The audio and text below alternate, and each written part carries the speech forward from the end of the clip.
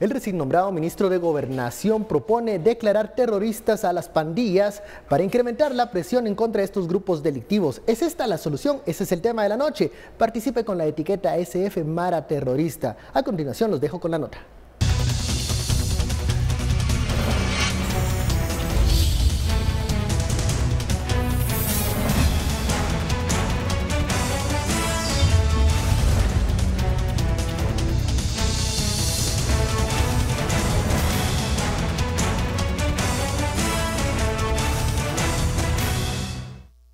El recién nombrado ministro de Gobernación solicitará al Congreso una reforma al Código Penal para que sean declaradas la Pandilla 18 y la Mara Salvatrucha como estructuras terroristas. Solicitarle a la Junta Directiva del Congreso de la República una reforma al Código Penal en la cual se tipifiquen a las estructuras criminales de la Mara Salvatrucha y la Mara 18 como organizaciones terroristas. Además, con el fin de prevenir hechos delincuenciales, los integrantes de estas pandillas se buscará que sean incluidos en la Oficina de Control de Activos Estadounidenses, OFAC, a través del Departamento del Tesoro de Estados Unidos. Estas son acciones que conducen a la búsqueda de la prevención del delito. Una propuesta de iniciativa de ley 5266 presentada por el diputado de Huehuetenango, Cornelio García, contempla estas acciones de reformar el decreto 1773 al Código Penal. El artículo tipifica los delitos contra el orden público y la tranquilidad social. No obstante, esta iniciativa duerme en el Congreso de la República. Bienvenidos a Sin Filtro, la etiqueta de la noche SF Mara Terrorista. Hablaremos de esta propuesta del ministro de Gobernación Degenhardt de calificar ya a los grupos de pandillas como terroristas. ¿Es esta una solución viable y qué cambiaría en el escenario para combatir a este flagelo? La etiqueta de la noche SF Mara Terrorista. Envíe sus comentarios y opiniones. Damos la bienvenida a nuestros analistas, Philip Chicola y Estuardo Zapeta. Muy buenas noches. Buenas noches. Buenas noches. Hay que aclarar que este era un tema que se nos había quedado en el tintero por todas las cosas que han ocurrido en el Congreso de la República. Más adelante hablaremos de un audio que ha estado circulando del diputado Felipe Alejos, pero la primera media hora es para tratar este tema de las pandillas y la propuesta del ministro de Gobernación de cambiar ahí algunos nombres que pueden incluso fortalecer en algunos casos el combate a las pandillas, háblese Mara MS y la pandilla del barrio 18. ¿Qué significa cambiar una palabra, cambiar esto de terroristas y calificar así a los grupos pandilleros? Estuardo. Ahí, vamos a ver, la lógica ha sido siempre que la ley que tenemos, con la ley que tenemos se puede combatir a las maras. Pero las maras tienen características muy especiales. De hecho, yo tengo un par de ensayos con relación a cuáles son las características de las maras desde el punto de vista de la cultura organizacional y desde el punto de vista de organización, digamos, viéndolo como un antropólogo, no como un experto en seguridad, o no desde el punto de vista de la seguridad, sino desde el punto de vista de la organización. Por ejemplo, ya tienen un sistema propio de reclutamiento, tienen comunicación propia, tienen jerarquía, tienen una meritocracia, han generado, por ejemplo, territorio, tienen formas de financiamiento, tienen como 14, 15 cualidades en las que, características que los conforman como un grupo que va más allá de simple y sencillamente crimen organizado, ¿verdad? Entonces, una estructura totalmente... Pero la estructura tiene mucho más que simple y sencillamente tener un orden, una jerarquía, conseguir carros, ir a extorsionar y matar gente. Es más que eso, porque incluyen ya territorios, incluyen temas que aún van más allá del mismo narcotráfico, ¿verdad? Entonces yo creo que eso lo hay que tomar en cuenta. Segundo, si bien tenemos una ley contra el crimen organizado, y alguien podría decir, ese es crimen organizado, hay ciertos parámetros y ciertas limitaciones que la ley le da, por ejemplo, a Policía Nacional Civil. De hecho, la elevación de los mareros hacia niveles de terrorismo ya lo vuelve una situación no solamente muy focalizada a entes civiles, sino que lo vuelve un reto de Estado, lo vuelve una situación que trasciende el Estado y se vuelve un ataque entonces al Estado guatemalteco.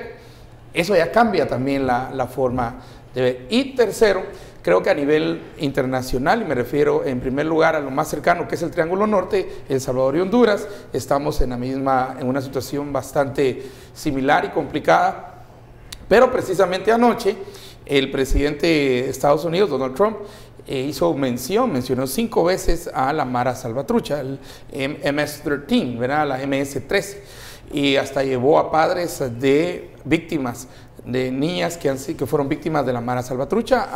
Ya es un tema de seguridad. Ya es un tema de seguridad. Entonces, no solamente, digamos, la seguridad es una cuestión que alguien puede decir, eso sí está para Policía Nacional Civil. Pero entonces se vuelve no solamente un tema de seguridad, sino que se vuelve también un tema de defensa.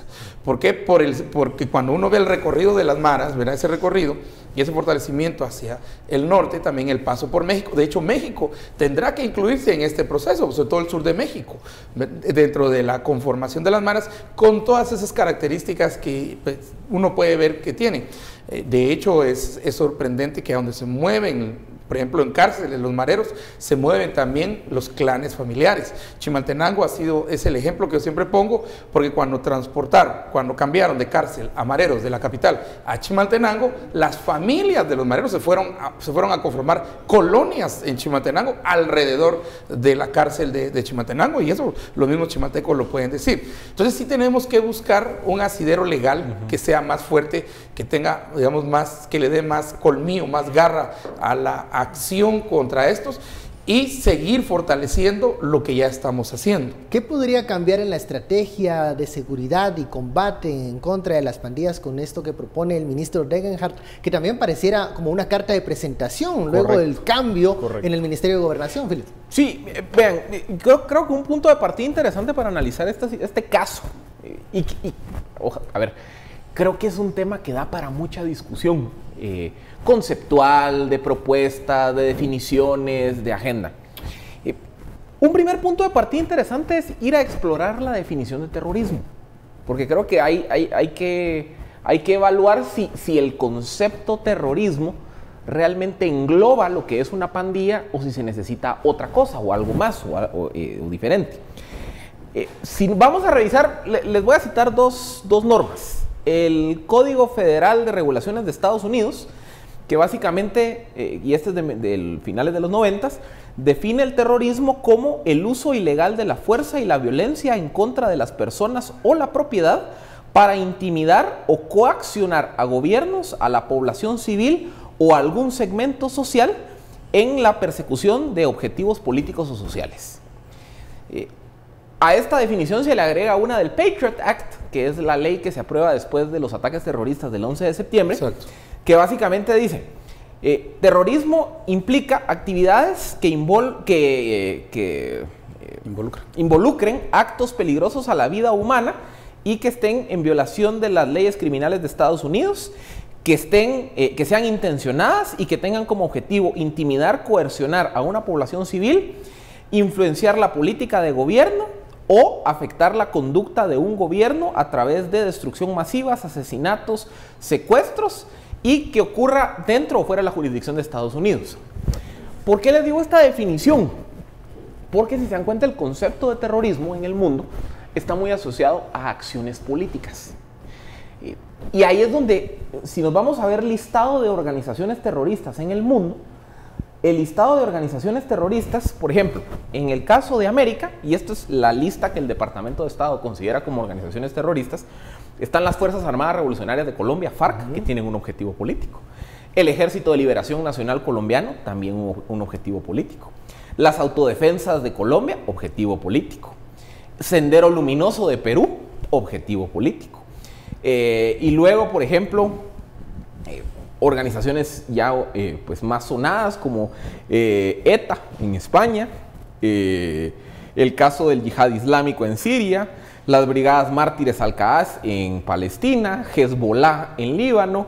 Es decir, aplicar el concepto terrorista para una pandilla nunca se ha utilizado en el mundo.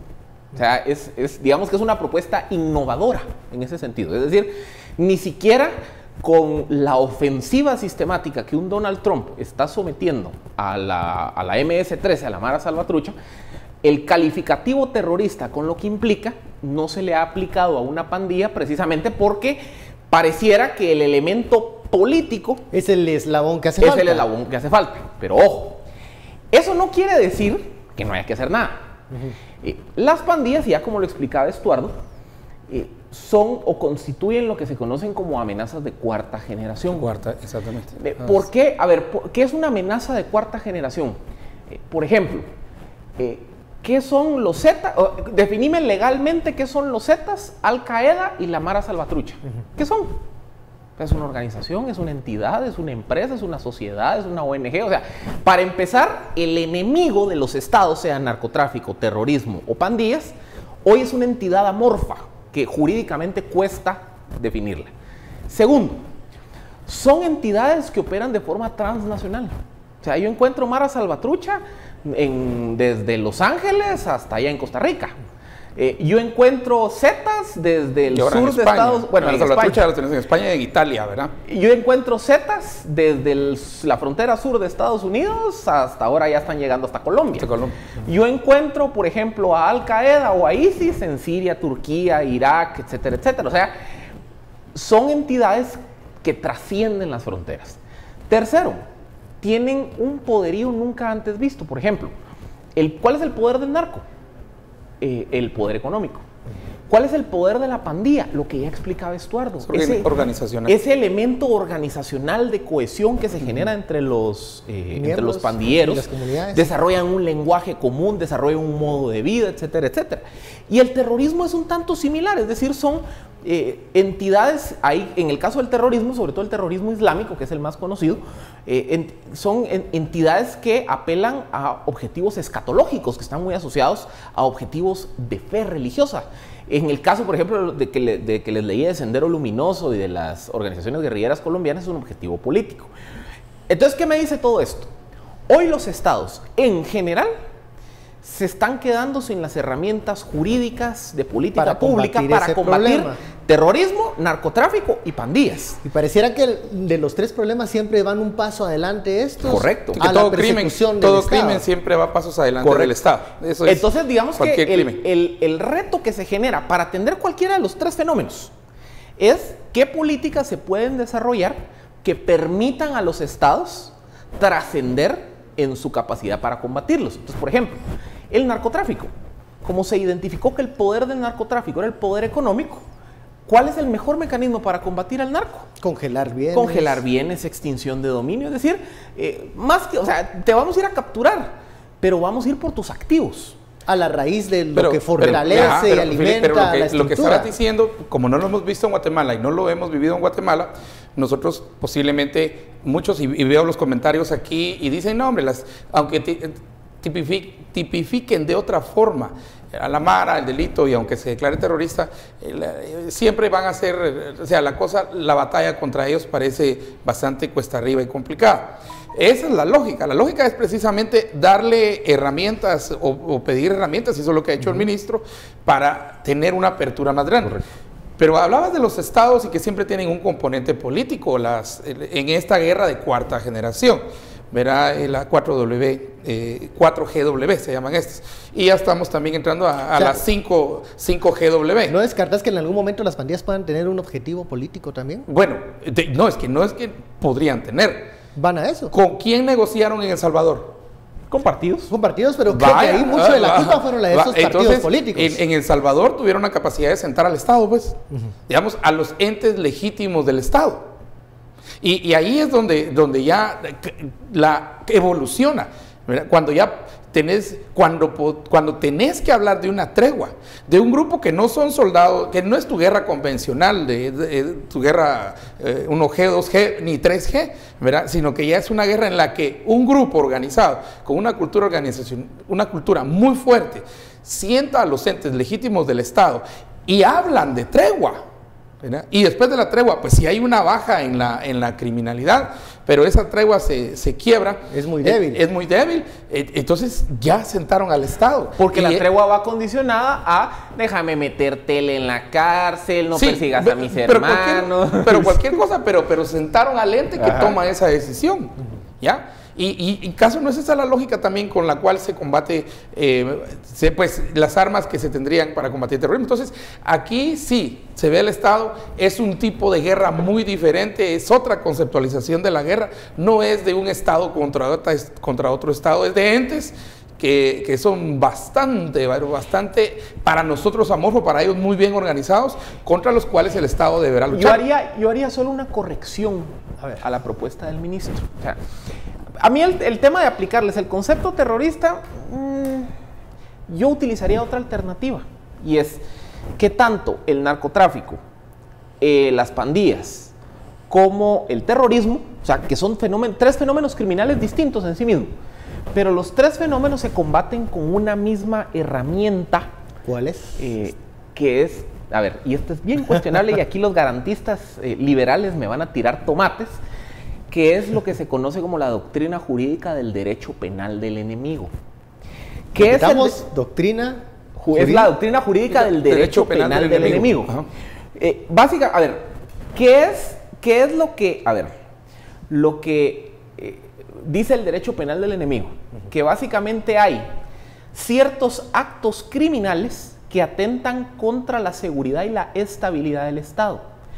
Y por ende, hay que desarrollar todo un marco jurídico que sancione conductas sin que se haya afectado un bien jurídico y que básicamente lo que se trata de hacer es darle herramientas a los órganos de persecución que incluso trascienden o que explotan áreas grises de algunos elementos garantistas. Les pongo el caso concreto, por definición. Guantánamo. Guantánamo es el paradigma de derecho penal del enemigo. Hay acusados de terrorismo en Guantánamo que tienen 15 años de estar presos, 17 años de estar presos. De hecho, el presidente Trump anunció ayer que reabre o sigue que va a seguir ampliando Guantánamo. Va a seguir ampliando Guantánamo, ¿verdad? ¿Se les ha juzgado? No. ¿Se les ha tipificado un delito? No. Simplemente están recluidos ahí. ¿Son prisioneros de guerra? Tampoco, porque no les aplica el derecho de prisioneros de guerra. O sea, literalmente están en un limbo jurídico. ¿Y cuál es la lógica del derecho penal del enemigo ahí? Es decir, miren, los terroristas son enemigos del Estado. Entonces, todas tus garantías de debido proceso, presunción de inocencia, de presentarte ante... Valieron. Sí. Entonces, ese es un ejemplo de cómo una herramienta de derecho penal del enemigo puede aplicarse al fenómeno terrorista. Para el caso de las pandillas, como le digo, yo sí entiendo los fenómenos diferentes, pero el caso de las pandillas, les pongo un caso que para mí, un ejemplo que sería de mucha utilidad en el país y que también muchos creo que me lo van a cuestionar. Bueno, y es, ¿qué pasa si reducimos la edad de inimputabilidad para quienes se les acuse de delitos? Sí, pero primero tenés que hacer un cambio, algunos cambios legales del enemigo. El derecho penal del enemigo es, si yo tengo un niño de 14 años y comete un asesinato, pero lo hace él solito como un acto individual, pues se le aplica todo el marco jurídico de los menores en conflicto con la ley penal. Pero si pertenece a una estructura de pandillas, a una escritura, aunque tengas 14 años, te juzgo como adulto. Es decir, yo le genero un vacío, una especie de zona especial o de mecanismo especial de juzgamiento por pertenecer a una pandilla. O sea, el asesinato yo lo voy a calificar de forma distinta y lo voy a procesar como un adulto porque es de una pandilla. Endureces el marco legal para los miembros de las pandillas. Exacto, esa es la lógica. ¿Cómo le das herramientas al Estado para que la pandilla la pueda perseguir sin dañar el resto del marco legal? Correcto. Para el resto de la sociedad? Y eso no lo tenemos ahorita. Vamos a la primera pausa de la noche. La etiqueta SF Mara Terrorista. Regresamos luego del corte.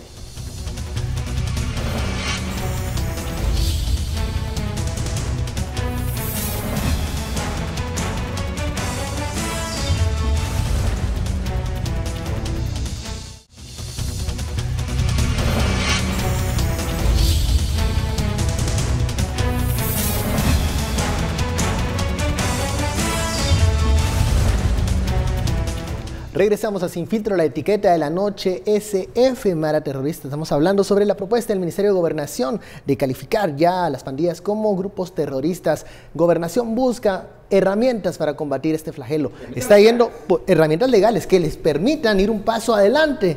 Estos grupos delictivos que ya hemos visto tienen una capacidad para mutar, para regenerarse incluso con todos los operativos que han habido en el último año. Siguen golpeando a las familias de los guatemaltecos, y esa es la propuesta de gobernación. Ahora, ya en el Congreso se había hablado de propuestas en el mismo sentido.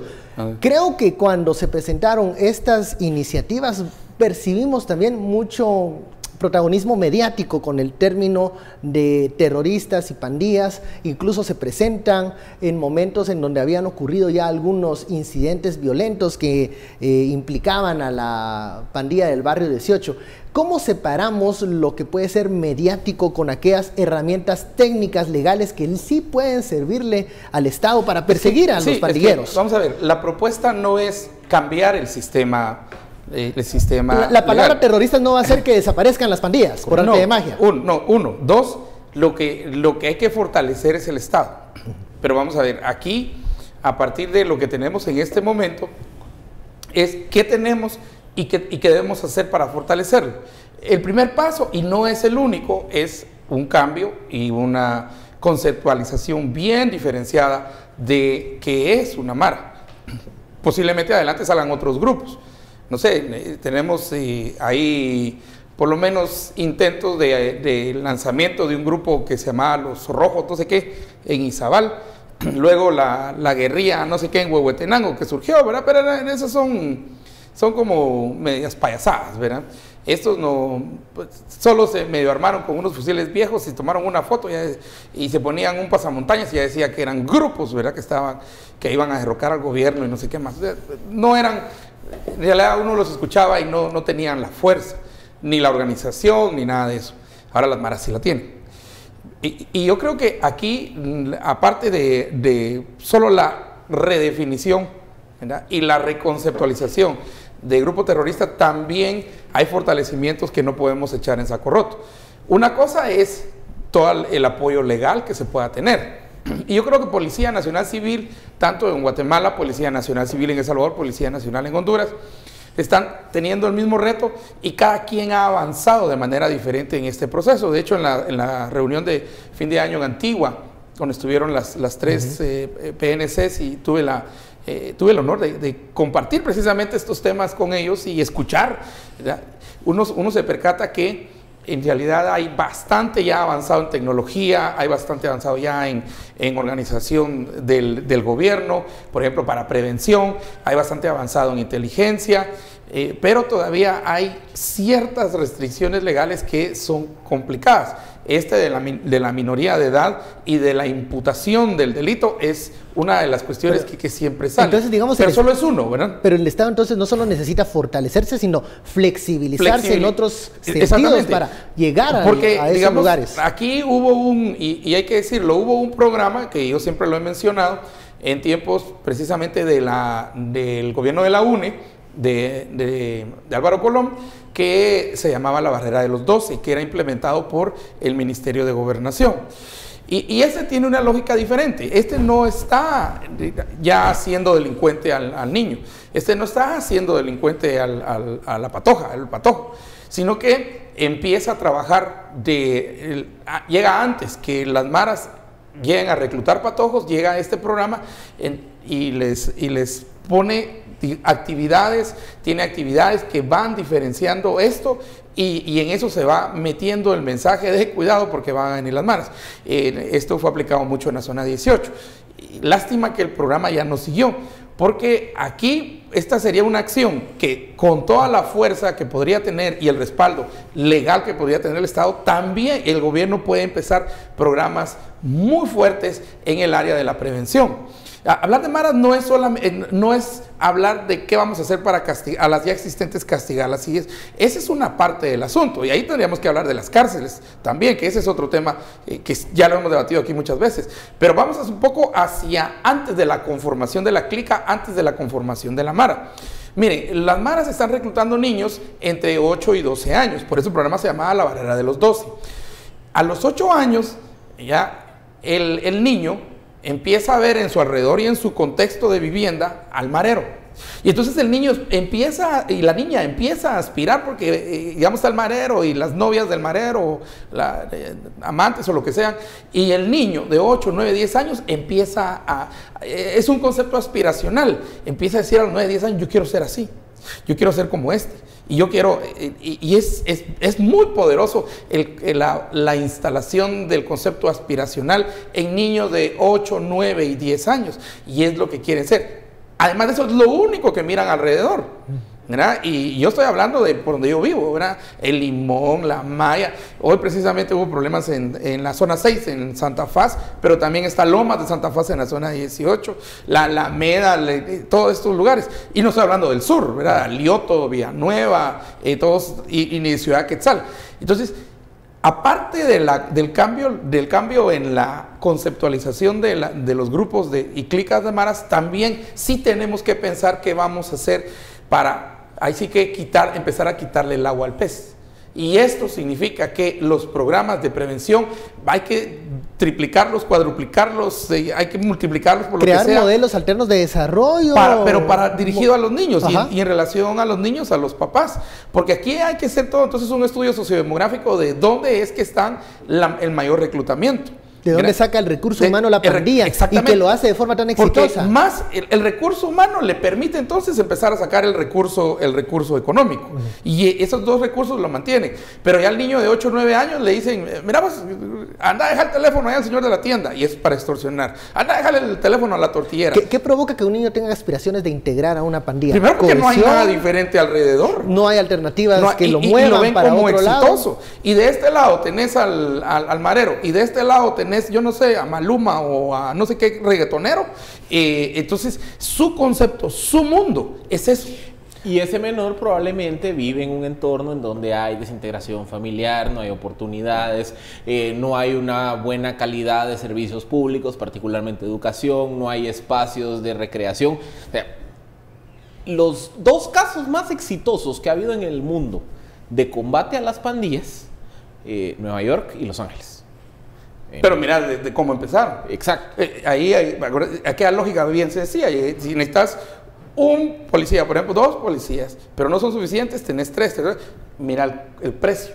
Mira, y la seguridad es cara, entendámoslo. Es que también nosotros los guatemaltecos queremos seguridad, pero como que decimos, con el mínimo posible. Eso se llama eficiencia. Pero la seguridad es cara, la seguridad tenemos que pagar. Por eso les digo que cuando volteamos a ver los casos exitosos de combate a las pandillas, digamos que sí, hubo un componente importante punitivo, que es las armas de coerción que tiene el Estado contra el fenómeno criminal.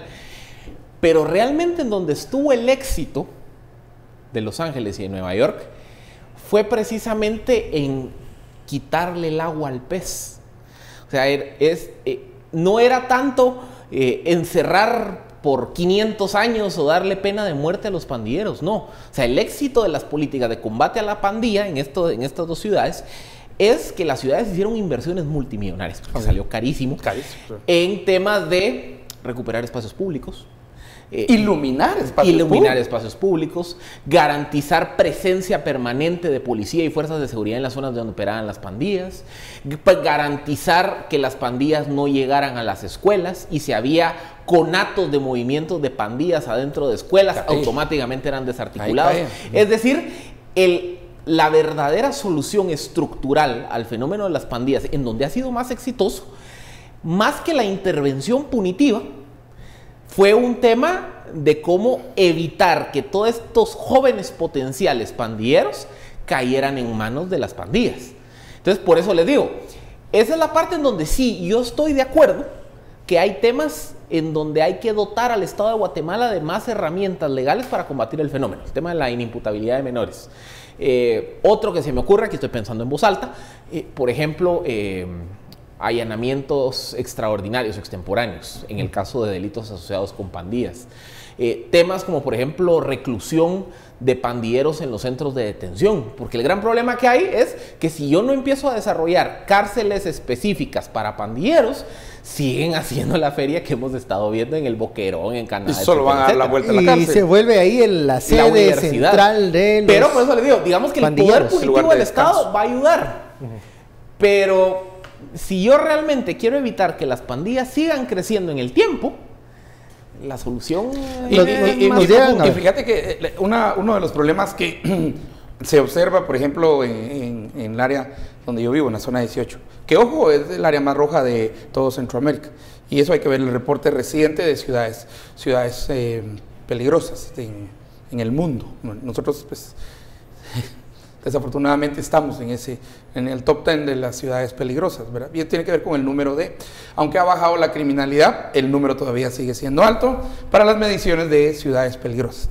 Pero una cosa que es interesante es también ver cómo los pandilleros saben que una de sus fuentes de agua dulce en este caso, y agua dulce entre comillas, son las escuelas, ¿ya? Entonces, están buscando formas de incorporarse a las escuelas, y aquí es donde los programas, ¿verdad? Donde los programas de por ejemplo, PNC, de prevención, las ONGs que estén trabajando ahí, las iglesias, hay muchos componentes sociales, el COCODE, el COMUDE, hay muchos componentes de organización social que tienen que empezar no solamente a unirse, sino a activar y generar esa gran barrera, así ese muro de contención para proteger a los niños.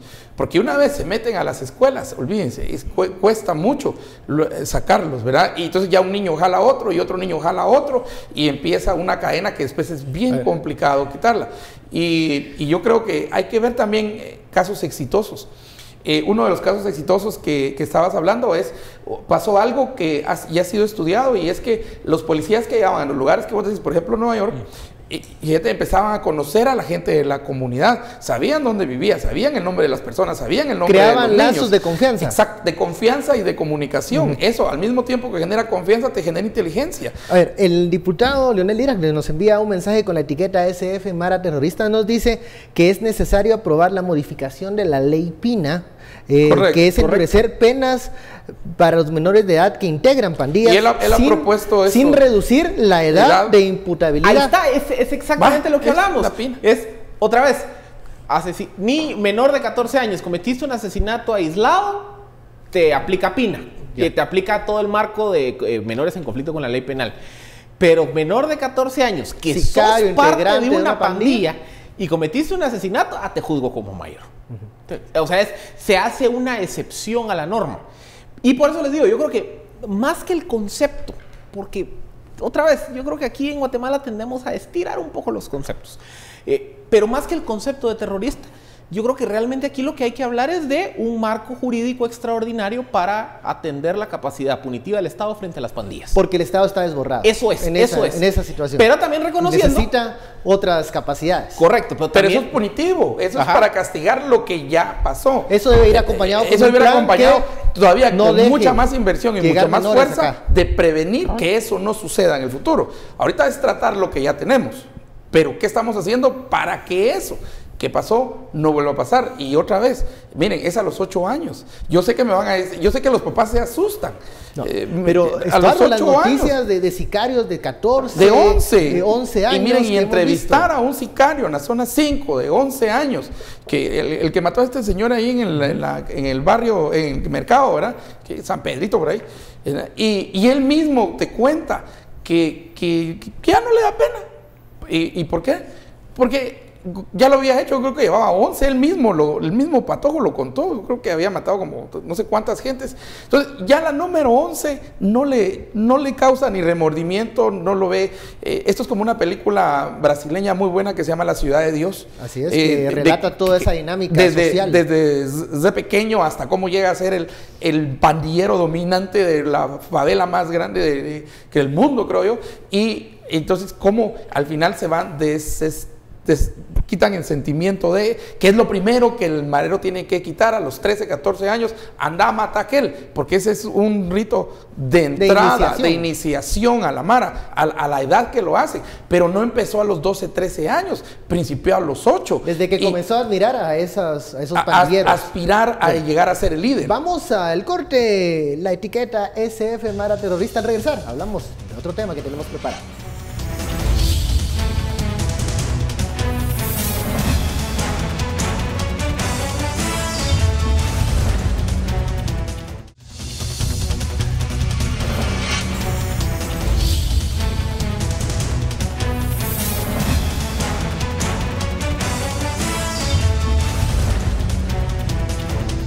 Continuamos en Sin Filtro, la etiqueta de la noche SF Mara Terrorista. Estamos hablando de esta propuesta del Ministerio de Gobernación, pero también profundizando en herramientas que le permitan al Estado combatir a estos grupos.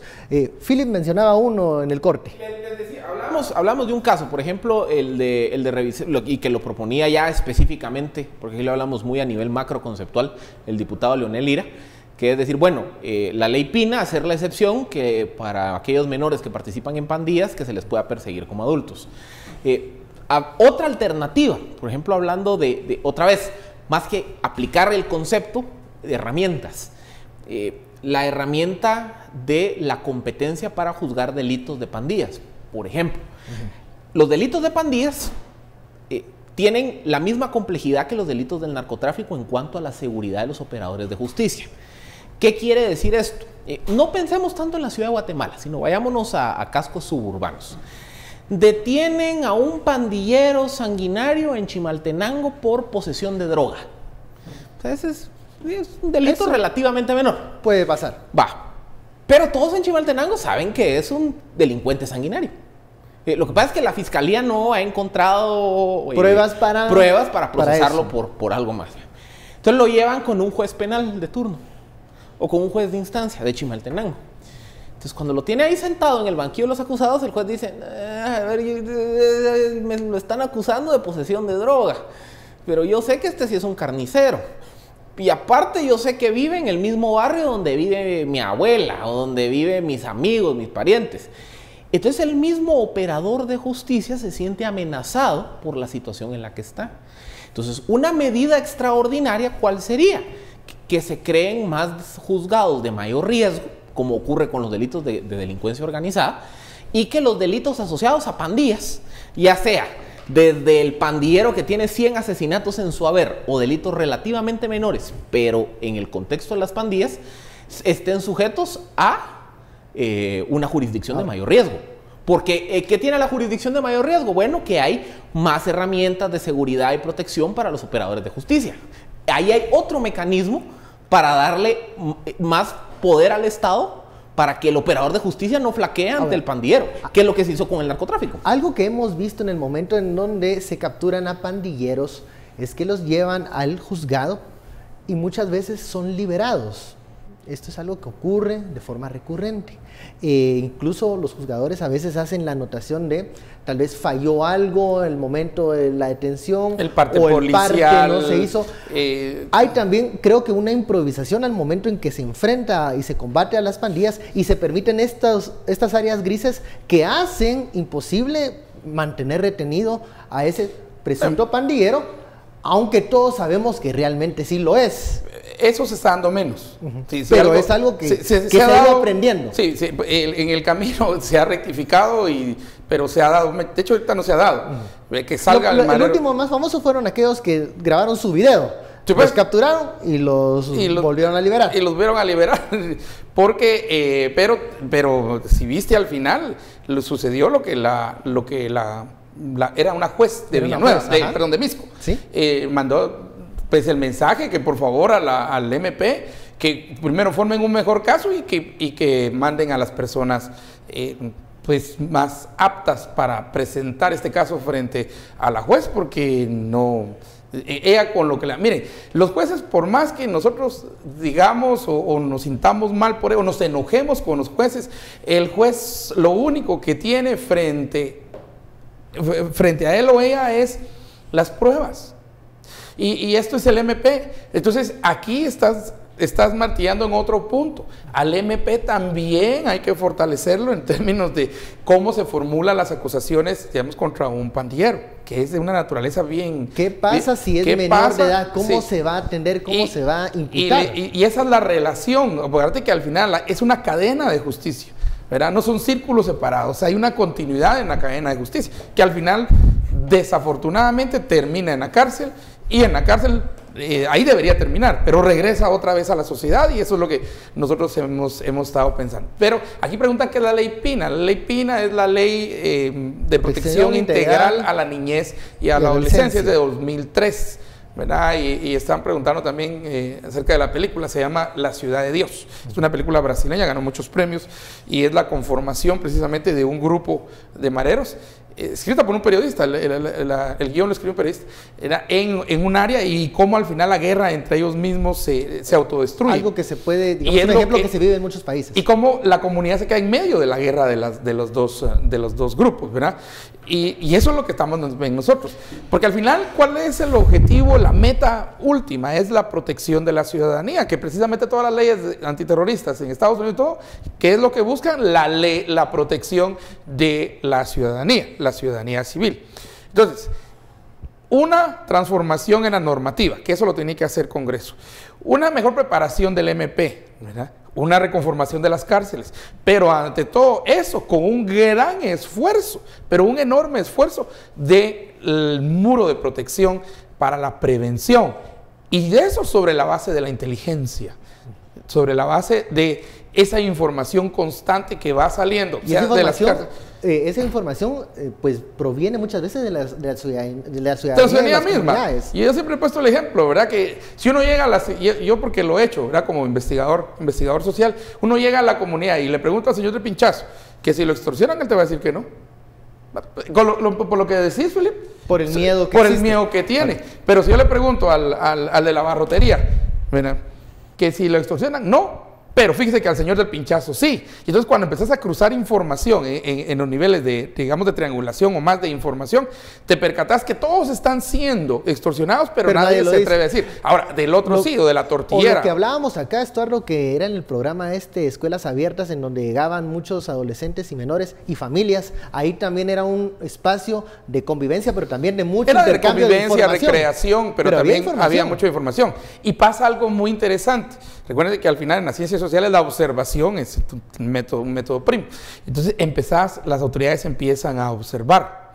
Y yo solo para ponerle un ejemplo de PNC, hubo un policía cuando estuvimos trabajando ya con el finado don Rafael Icardí, que al final lo mataron los mareros en la zona 18, que hizo un trabajo formidable. Era un oficial de apellido Boteo. Y toda la comunidad en realidad tuvo mucho apoyo, porque él también respondió muy bien a la comunidad, y él se conocía a todos los patojos, se conocía a las familias, por el Aro del Limón, de la Maya, de todas estas colonias que son no rojas sino corintas, ¿verdad? Coloradas, y empezó un programa. De ahí lo cambiaron y el programa, pues, hubo otro Policía Nacional Civil cuando cuando había menos tecnología, que lo que hizo era fotografiar a los mareros. Les tomaba, creo que 2 fotos, pero era para pura identificación de tatuajes. Entonces, hizo un dossier, que yo no sé dónde está el dossier, supongo que la policía lo ha de tener, pero ese habrá que digitalizarlo y tenerlo presente. Ahora se utiliza mucho la huella, porque ya tenemos nosotros el sistema AFIS, que es muy eficiente y es muy bueno a propósito, y esto lo tiene PNC. Pero entonces llegaba un marero y te podía dar el nombre falso. Pero cuando decía, se parece al marero, y llegó a juntar miles de fotos de mareros. Era una base de datos. Era una base de datos muy rústica, muy primitiva, muy artesanal, lo que usted quiera, pero funcionaba. Entonces él decía, este es el marero tal. Iba a ver ahí, cabal, era el marero tal. Entonces sí hay una identificación. Y yo creo que podemos hacer cosas. La tecnología permite ahora, versus lo que se hizo hace años atrás, nos permite hacer identificaciones, cámaras de identificación y todo eso. Pero eso es punitivo. Mi pregunta grande siempre será, ¿qué estamos haciendo en lo preventivo? En la prevención. Bueno, Llegamos a este primer tema al regresar, porque ya me dice producción que tenemos que ir al corte. Tenemos el audio filtrado del diputado Felipe Alejos, en donde hace un llamado a la unidad a sus bases y a sus seguidores y también a otros congresistas. Entérese qué dijo el diputado Felipe Alejos de lo que puede ocurrir mañana en el Congreso de la República. Volvemos luego de la pausa.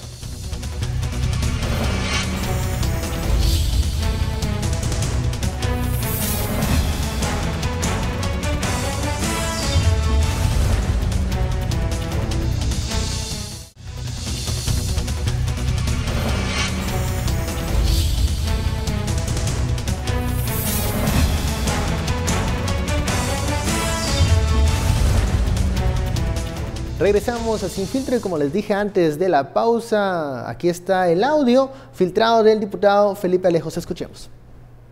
Buenas noches, jóvenes. El día de mañana es un día histórico importante para todos nosotros. Avísenle a todos los miembros de su bancada que por favor lleven una corbata azul. Todos llevemos corbata azul. Yo hablé con los independientes. Todos avísenle a sus bancadas que lleven corbata azul. Va a haber presencia de muchas personas que se están manifestando a favor de nosotros, en contra del pacto de corruptos y de la tiranía que ya sabemos. Entonces el día de mañana es un día importante, que en nombre de Dios vamos a salir victoriosos, a pesar que nos quieran pisar y hacer todo lo que nos quieran hacer. Ahorita terminamos de contar los votos, todavía sumamos un parito más, no voy a decir el número por esta vía, pero estamos a toda madre. Las declaraciones de Felipe Alejos están a toda madre, dice. Están a toda madre, dice el diputado Felipe Alejos. Este audio que se filtra, en donde, bueno, ya usted escuchó el mensaje y la invitación que hace para portar mañana de forma muy orgullosa una corbata azul. Hay que estar pendientes quienes llevan corbata azul, el dress code dirían por ahí en algunas invitaciones de fiestas. Pero momento, o sea, el audio se filtró y redes sociales, muchas opiniones se dieron y bueno, se da también un comunicado del diputado Felipe Alejos ya luego de esta reacción. Ahí lo tenemos en pantalla, el comunicado en donde él reacciona a esto, a esta publicación y filtración del audio. Dice en el tercer punto, el audio no era para el público. Bueno, nos dimos cuenta, alguien de los suyos lo filtró. Hasta ahorita. No nos habíamos dado cuenta. Ningún reportero llegó y le puso el micrófono. Olviden el audio, por favor. No sé qué tanta unidad tiene en su grupo el diputado Alejos, pero fue uno de los suyos el que filtró el audio. Pero bueno, vuelvo al punto. Y no necesariamente de los suyos, porque empieza diciendo, ahí le avisan a los muchachos de sus bancadas. O sea, vemos. Era masivo. El audio dice el diputado Alejos, no era para el público, se filtró, pero expresa lo que pienso. Mañana debe triunfar la democracia y ratificar la decisión soberana que el Congreso ya había aprobado. No vamos a tolerar intimidaciones ni amenazas de nadie. Así lo dice el punto tercero de este comunicado que, bueno, tuvo que publicar el diputado Alejos luego de que le filtraran el audio en donde dice que están a toda madre y que, repito lo que él dijo, nos quieren pisar.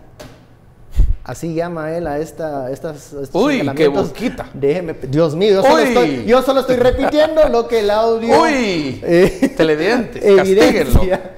¿Qué va a pasar mañana a las 3, Estuardo? Por favor, antes de que me castigues, ¿qué va a pasar mañana? No tengo bola de no vas a portar corbata azul, eso seguro. Mañana no corbata azul. Corbata azul. Esto es lo que se viene para mañana. Primero miremos que él va de primer vicepresidente, ¿verdad? Es una decisión sabia que él quiera repetir en la Junta Directiva. Ya lo decía desde principiando la semana, decíamos que él va a insistir y pero va a lo buscar inteligente es que tu grupo quede en Junta Directiva. Pero sí, si él insiste en querer otra vez ser vicepresidente. Y por eso yo voy a los diputados que tienen que tomar una decisión. ¿Ya? Tienen que tomar una decisión de cuál de los dos podría causarle mejor daño. Porque no va a ver que las planillas también están, que la otra es impoluta pero le creemos a Felipe Alejos que ya tiene los votos necesarios. Porque él así lo dice en su mensaje. Yo te voy a robar un comentario, que hiciste antes de empezar el programa. ¿Y quién filtra eso? Desde la misma filtración ya se ve que hay fisuras. Ya, o sea, ahí se ve que hay un quiebre en esa alianza legislativa. Y fíjate que no tiene los votos por una razón sencilla. Si los tuviera, no hubiesen enviado este audio. Este audio es un grito desesperado que dice, no tenemos los votos, así que los queremos mañana. Este audio nos recuerda al cuarto de guerra de Manuel Valdizón, cuando ya sabía que estaba difícil pasar a segunda vuelta, pero él instó a sus bases a votar y a salir todos juntos. Y otra vez, a movilizarse. Si se dan cuenta, es el mismo modus operandi. Es cuando... Y ojo, cuando era Valdizón, nadie andaba diciendo... ¿Cómo se llama? Nadie andaba hablando de teorías de la conspiración en el 2015. Pero cuando fue el caso de Valdizón, recordemos, misma dinámica. En ese caso se había planteado una solicitud de antejuicio contra Edgar Barquín por el caso de Chico Dólar. Eventualmente Edgar Barquín, cuando se sienta en el banquillo de los acusados, lo termina aceptando. Pero en ese momento, ¿qué decía Valdizón? Es que aquí nos quieren quitar la elección por vías no democráticas, y es que aquí están transgrediendo la institucionalidad. O sea, eso era lo que decía Valdizón en el 2015. O sea, el discurso siempre se repite. Conste que todavía en la mañana se pueden desbandar las planillas. Ya, mañana puede... Esto puede cambiar en 15 minutos. No, acuérdate que en política 24 horas, larguísimo plazo, no largo, larguísimo plazo, 24 horas. Principios fundamentales de la política, todo es negociable. Todo es negociable, ¿verdad? 24 horas, largo plazo. Elige bien a tus enemigos, no vaya a ser que los necesites de aliados. Y elige bien a tus aliados, no vaya a ser que se conviertan en tus enemigos. No cierren puertas, no quemen naves. Sí, y ahí está todas las reglas, pero este está quebrantando todas las reglas de la política. Está eligiendo mal a sus enemigos, está eligiendo mal a sus aliados, pero es porque es un grito desesperado, y hay que leer no el texto, sino el subtexto. Aquí el subtexto es: no tenemos los votos, me estoy ahogando, sálvenme. No tengan miedo. Ustedes no tengan miedo, pero yo estoy casi que orinado y otra cosa del miedo, ¿verdad? Y sobre todo, mañana los quiero, ¿verdad? No estoy seguro que tenga muchísima voz de mando. En todo caso, fue negociador del anterior, pero esta va a estar interesante. Los votos creo que ahorita los están negociando en estos momentos, y toda la noche van a pasar negociando, y mañana por la mañana van a pasar negociando votos. Si, otra vez, si tuviese los votos, no hay necesidad de audio, ni llamar a nada, ni de encorbatar a nadie, ¿verdad? La primera elección de junta directiva, cuando sentimos ya estaban amarrados, fueron los votos, se juntaron, votaron, la eligieron y nadie dijo nada. Y estoy seguro... Y eso fue como en 3 horas. Y estoy seguro, bueno, vemos en este mensaje cómo evoluciona la figura de Felipe Alejos como un negociador en la primera fase de la junta directiva. Yo creo más eficiente, más perfil bajo, más silencioso. Y ahora que uno de los suyos filtre este audio, quiere decir que la misma figura de Felipe Alejos ha perdido esos quilates que tenía en su momento, en aquel 13 de enero. Dale vuelta a la luna, porque siempre hay que ver el lado oscuro de la luna. Ahorita que tenemos luna azul, luna roja, luna verde, todos los colores. La luna más grande, la superluna, y la luna de Xelajú, ¿verdad? Entonces... ¿y qué tal si fue el mismo Alejos quien filtró el audio? ¿Ya se pusieron a pensar eso, televidentes? ¿Qué tal si él sabía y alguien le dijo: graba esto y lo vamos a filtrar en las redes? Porque al final el público al que le está hablando en realidad no somos nosotros. Nosotros no votamos ahí, y en realidad no votamos, sino que es a un público que está votando, y a gente que pudiera influir en esos que van a ir a votar. Porque, la lógica es... aquí es como, vino un alacrán y filtró el audio en redes sociales. Sí, ¿qué tal si el alacrán es filipao? ¿Pero cuál objetivo podría obtener o ganancia filipao? Mandar el mensaje, enviar el mensaje. Yo otra consideración. Yo sí creo que dentro del Congreso de la República, por lo menos de los diputados que han adoptado una posición antilucha contra la corrupción, por ponerle una categoría, yo veo 2 grupos. Están los grupos de diputados que ya sienten que el agua les llegó al cuello. O sea, y ellos sí tienen un incentivo de, como que fuera en el póker, irse all-in en este esfuerzo por echar para atrás la lucha contra la corrupción, sacar a la CICIG. Es decir, se comprende, digamos. Porque digamos que ya es un grupo que ya el agua le llegó al cuello. No tiene nada que perder. Y ahí, por ejemplo, entran muchos de los diputados con procesos de antejuicio. Pues el mismo Felipe Alejos, yo creo que ese fue el efecto de la semana pasada para acá. O sea, estamos viendo que hay efectivamente un grupo de diputados que voltea a ver a Arístides Crespo, a Julio Juárez y a todos los diputados que han apresado en los últimos 2-3 años, y yo no quiero eso, ¿ves? Entonces, como yo no quiero eso, ¿qué me queda? Ir a la guerra y sacar los sables y sacarlo con todo. Pero en medio de todo, yo sigo pensando que hay un grupo bisagra, por ponerle alguna forma, que no necesariamente tienen el agua al cuello. O sea, que, están tranquilos. Y que, a ver, que están montados en la alianza anti-sí por otras razones. Ahí las podríamos enlistar otro día. Pero, a ver, ese grupo que no tiene el agua al cuello, me imagino que muchos deben de estar preguntando, a ver, ¿realmente es lo mejor que ya alguien que esté señalado con un antejuicio empezando a caminar, se sienta como vicepresidente del Congreso? O sea, incluso yo puedo apostar que hay de esos diputados que todavía no están en esa condición de decir aquí hay que poner toda la carne al asador porque si no voy a terminar como Aristides Crespo, que la deben de estar dudando. Porque también, a ver, si uno de los argumentos que se cuestiona el Congreso es ¿por qué estás poniendo personas tan cuestionadas como en ese momento era Galdames, Alejandra Carrillo en la junta directiva, cuando pudiste haber puesto a menos peores? Ahorita lo mismo se deben de estar preguntando y es bueno, y de verdad queremos realmente enviar ese mensaje de que nos vale gorro un antejuicio. Por eso les digo, yo sí creo que hay fisuras ahí adentro de diputados que no necesariamente deben de estar 100% convencidos de la idea de que Felipe Alejos vaya en la... Correcto. En la plantilla. Correcto, pero por eso te digo, el diputado que va a votar mañana está pensando cuál de las dos le podría hacer menos daño o cuál podría poner en peligro todo el trabajo que va a hacer para la reelección este año. Porque el trabajo para ser reelecto diputado, digamos, yo sé que ya estuvo dos años atrás, 16 y 17, pero el verdadero trabajo, ya el de consolidación de las bases para la reelección es este año. Ya el otro es solo de ir a votar y reelegir a cualquier sistema que tengamos y dependiendo de los cambios a la ley electoral y de partidos políticos, pero sea nominal o sea en cuchumbo o sea en lista o la fórmula de Hond, lo que sea, no importa, tiene que consolidar. Entonces, ¿quién de las dos planillas le hace menos daño? Una tiene a Orlando Blanco. Ya dijimos aquí que ninguna de las dos es niño de primera comunión. Ninguna de las dos. Las dos tienen sus clavos enormes. Pero posiblemente la que más bulla está haciendo es la de Filipao, porque era la que estaba. Y ahí surgió la duda de si iba o no iba. Ahora ya sabemos que sí va.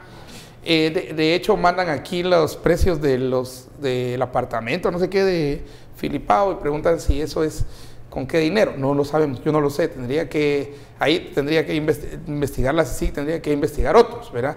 Ese no es una cuestión que habría que ver a partir de el uso de. Y ojo que este es una persona pública, es un diputado, pues. Entonces, pues sí, tienen que hacer una presentación de bienes y todo esto. Pero regresando a esto, el diputado va a decidir, y esos que vos decís están tranquilos, están pensando en su reelección. Posiblemente se vayan por la que menos daño, y fíjense que la planilla que menos daño le haga a un diputado no es necesariamente, digamos, la que parecerá la más pacífica y todo esto.